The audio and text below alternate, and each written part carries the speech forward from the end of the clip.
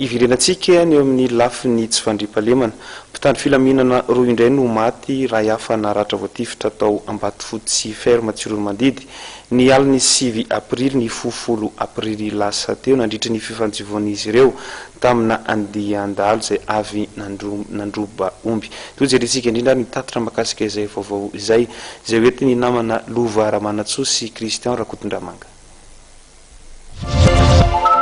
Tamin'ireo mpitandro ny filaminana misa 5 na mitahiraka de roa namoy ainy raha hafa kosa naratra voatifitra. Io ny vokatry ny fanarahan-dihy dahalo nataon'ny Gendarmerie-pirenena tany Ambatofotsy ferme ao Tsiron'ny Mandidy.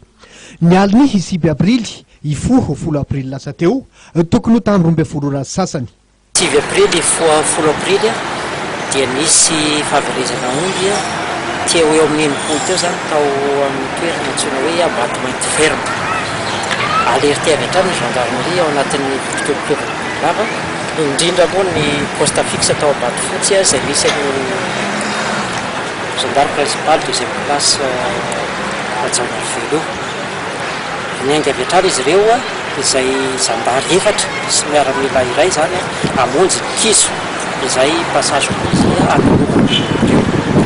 Fa tonga teo antenitenandava dia izy velapatrika nataon'ireo fahavalo tifitravy ka nalavo ny zandary iray sy ny miaramila iray zany misy fiofanana ataon'ireo fahavalo dia misy ny velapatrika zany napetraka mba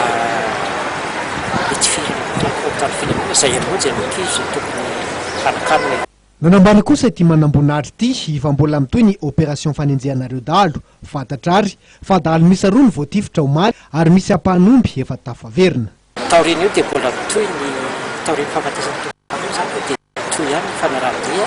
dia tonga teo amin'ny kizo tsy mavanty izany hoe efa eo amin'ny jaune limitrophe menabe sy lava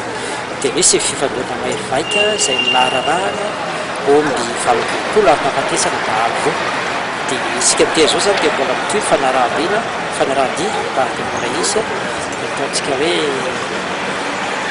opération zany hitadiavina nakarina grady ho gendarme principal deuxième classe i Anjarasoa Lalanirina Victorien isan'ireo mpitandro ny filaminana lavo teo Aperinasa tany Tsiron'ny Mandidy nasandratra ho chevalier de l'ordre national malagasy ihany koa ity zandary ity nandritra ny lanonana fanomezam-boninahitra farany izay nokarakaraina tetsy amin'ny Toby Ratsimandrava eto sy Andriafanambody-Janahary ary natriany fianakaviam-beny Gendarmerie-pirenena alevina ny fanadina i Anjarasoa Lalanirina Victorien namela vady manano tena sy kamboty telo ity zandary lavo teo Aperinasa ity.